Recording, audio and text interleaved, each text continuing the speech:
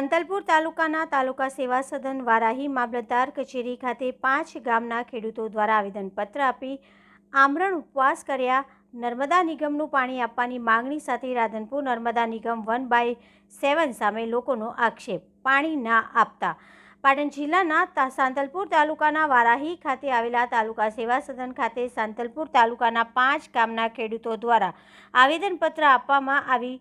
ખેડૂતોને પાણી આપવાની માંગણી સાથે આવેદનપત્ર આપી આમરણ ઉપવાસ કર્યા, જેમાં સાંતલપુર તાલુકાના દેહગામડા અને પરશુદ અને સણસરા અને વાઘપુરા અને ગામડી ગામના લોકોએ આવેદનપત્ર આપી આંદોલન કરવાની ચીમકી આપી। 5 ગામના ખેડૂતો દ્વારા અંદાજિત 4000 હેક્ટરની અંદર જીરાનું વાવેતર, ઘઉંનું વાવેતર, ઈસબગુલનું વાવેતર જેવા અન્ય પાકોનું વાવેતર કરેલ હોય। છેલ્લા 40 દિવસથી નર્મદા નિગમ દ્વારા પાણી ન આપવામાં આવતા ખેડૂતોને લાખો રૂપિયાનું નુકસાન થયું હોય તેવો ખેડૂતો આક્ષેપ લગાવી રહ્યા છે। આક્ષેપ કરતા ખેડૂતો પાણી ન મળતા ખેડૂતો આંદોલન કરવાના મૂડમાં તાત્કાલિક ધોરણે નર્મદા નિગમની કેનાલમાં પાણી નહીં આપવામાં આવે તો ખેડૂતો પદયાત્રા કાઢવા માટે આવેદનપત્રમાં જણાવ્યું।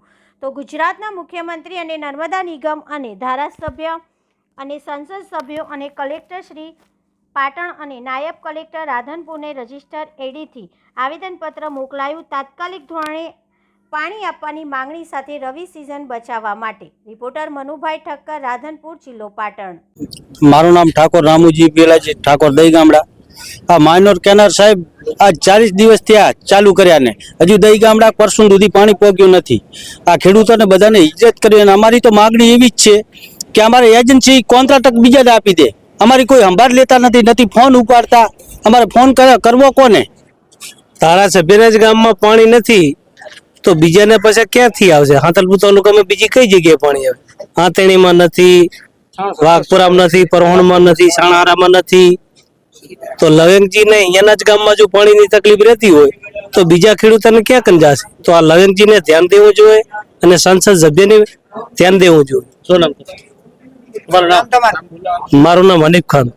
આંદોલનના મૂળમાં તો કેનાલમાં તો કેટલા 10 વર્ષથી આમને રાડું પાડીએ પણ કેનાલની દર વર્ષે આમનો સફેદી ગ્રામીણ હોય છે, બરાબર, વારંવાર કેનાલ તૂટે છે અને કેનાલ નાની પડે છે, તો કેનાલને મોટી કરવામાં આવે તો ખેડૂતોને પૂરતા પ્રમાણમાં પાણી મળી રહે। કારણ કે ખેડૂતો આપણે હવે આ મોંઘા ભાવના બિયારણો વાવે છે અને આમના પાણીની રાહ જોઈ અને દર વર્ષે આવો નવો તકલીફ પડે છે ખેડૂતોને, એટલે બહુ હેરાન થાય। અત્યારે શું ખેડૂતોની પરિસ્થિતિ? અત્યારે પરિસ્થિતિ જીરા પોખેલા પડ્યા છે, બરાબર, પાણી આવતું નથી, બરાબર, 1 મહિનાથી રાત દાડો ઉજાગરા કરે પણ છતાં પાણી આવતું નથી। વારંવાર કેનાલ તૂટી જાય છે। શું માગણી? કેનાલ મોટી કરવામાં આવે। તમારું નામ? અમારી માગણી, મારું નામ વેલાભાઈ મિયાભાઈ કરશું, સરપંચ।